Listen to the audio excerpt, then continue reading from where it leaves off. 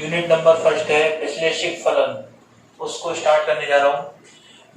विश्लेषिक फलन यानी analytic function के बारे में जाने उससे पहले मैं आपको फलन के सम्मिश्र फलन के बारे में बताता हूँ कि जेड हम जानते हैं कि जेड बराबर क्या होता है, एक्स प्लस आयोटा वाई होता है, ठीक है। और जो मान लें कोई सम्मिश्र फलन है एफ जेड, वो है ना, वो क्या होगा, उसमें सम्मिश्र फलन होगा तो क्या होगा, सम्मिश्र फलन होगा तो उसमें कुछ वास्तविक भाग होगा और कुछ क्या होगा, काल्पनिक भाग होगा, ठीक है। कुछ वास्तविक होगा और कुछ काल्पनिक भाग होगा। अब वास्तविक भाग एक्स और वाई दोनों का क्या हो सकता है, फलन हो सकता है, और काल्पनिक भाग भी एक्स और वाई का क्या होगा, फलन होगा, ठीक है। अच्छा, इसमें क्या है, सबसे पहले हम देखते हैं कुछ टाइप्स हैं फलन के। एक मानी फलन, जैसे कि नाम से स्पष्ट हो रहा है एक मानी फलन, तो ऐसा फलन जो जिनमें हम एफ ऑफ जेड मतलब जो फलन है वो जेड का फलन, एफ जो फलन है वो जेड का फलन है, और जेड किस पर डिपेंड करता है, इनडायरेक्टली एक्स और वाई पर। तो एफ है जो फलन है वो भी किस पर डिपेंड करेगा, एक्स और वाई के मान पर डिपेंड करेगा, ठीक है। एफ जेड है जेड के एक मान के लिए, मतलब अपन क्या करें, जेड का एक मान दें तो फलन का क्या है, केवल एक मान है, तो वो क्या आएगा, वो कैसा फलन कहलाएगा, एक मानी फलन, ठीक है ना। और ये है एफ ऑफ जेड है ना, ये है x plus 2y plus iota y plus 3, ये तो u है और ये क्या है दोस्तों, v, ये u है और ये v है। u बराबर है यहाँ x प्लस 2y और v बराबर है यहाँ y प्लस 3, ठीक है। अच्छा, तो यहाँ पर हम x और y का कोई सा भी मान दें तो x और y के कुछ मान, जैसे x बराबर 1 और y बराबर कितना दें, 2 दे दें, तो मान क्या आएगा, एफ जेड का जो मान आएगा वो कुछ ना कुछ कितना आएगा, यूनिक आएगा, एक ही आएगा, कुछ ना कुछ आएगा, प्लस एक ही आएगा, अलग अलग मान नहीं आ सकते। एक्स और वाई के मान हम चेंज कर देंगे तो फलन का मान भी चेंज हो जाएगा, है ना। कुल मिला के फलन के एक्स और वाई के एक मान के लिए, यानी जेड के एक मान के लिए, जेड जेड क्या है, एक्स प्लस आयोटा वाई, यानी जेड फंक्शन है किसका, एक्स और वाई का, और एफ फलन है किसका, जेड का, तो इसका मतलब एफ किस पे डिपेंड करेगा, एक्स और वाई के मान पर, ठीक है। अच्छा, फिर बहुमानी फलन का मतलब ये है कि अपन जेड के यानी कि एक्स और वाई के अपन क्या दें, एक मान दें, और वो क्या दें, कम एक मान दें तो वो कितने दें, कम से कम 2 मान दें, फलन कम से कम कितने दे, 2 मान दें, 2 दे दे, 3 दे दे, 4 दे दे, 5 दे दे, है ना, कितना दे, लेकिन कम से कम 1 दे, तो वो मान क्या कहलाएगा, फलन का जो कम से कम 2 मान आएंगे वो क्या कहलाएगा, बहुमानी फलन कहलाएगा, ठीक है।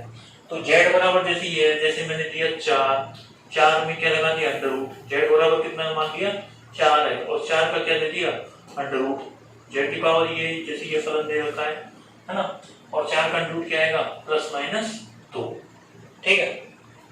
तो यहाँ एफ ऑफ जेड के मान कितने आ रहे हैं, तो प्लस का 2 1 माइनस का 2, ठीक है। अच्छा, अब सबसे इससे इम्पोर्टेंट बात आती है सीमा। अब लिमिट है ना, लिमिट अपन 12 से पढ़ते आ रहे हैं।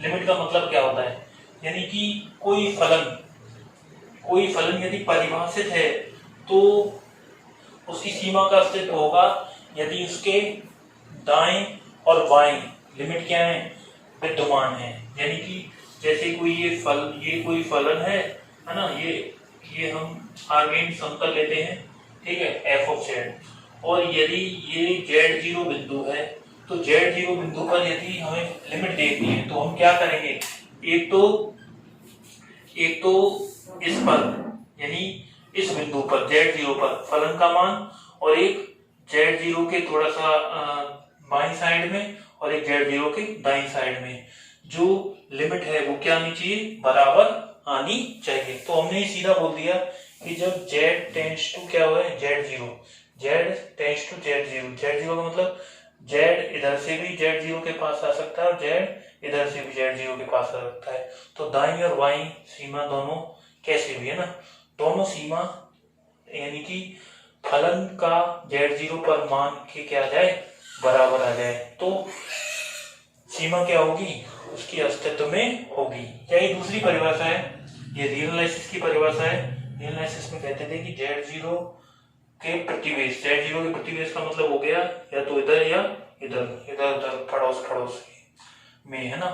फलन के अनंत पद क्या होनी चाहिए, विद्यमान होनी चाहिए। जैसे आपको पता है कि ये जो Z0 है ना, यदि ये ब्रीक नहीं है तो इसके बगल में कितने पद होंगे, ये लाइन है तो बहुत सारे पद होंगे, इधर भी बहुत सारे, तो इसके प्रतिवेश में कितने पद होने चाहिए, यही मैंने लगा दिया छोटा सा, तो इसमें कितने होंगे, अनंत पद होंगे, तभी ये लाइन बनेगी।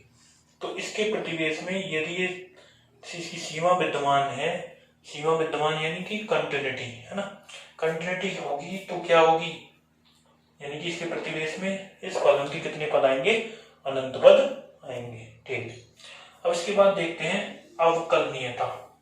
जब हमने सबसे पहले देखा सीमा, सीमा के बाद क्या देखा हमने, अवकलनीयता देखनी है हमने को। अवकलनीयता की वही डेफिनेशन है जो क्या कहाँ पे होती थी, 12th में, नॉर्मल फलनों के लिए। वही परिभाषा थोड़ी सी चेंज हो गई है, थोड़ी सी मॉडिफाइड हो गई है, किसके लिए, सम्मिश्र फलनों के लिए। ये देखें, limit of z tends to Z0 f of z minus f of Z0 z minus Z0 बराबर f टेस्ट z। ये तो हम जानते थे पहले भी, और यही अवकलनीयता की अब भी परिभाषा है। तो f Z0 पर क्या कहलाता है, अवकलनीय फलन कहलाता है। ठीक है,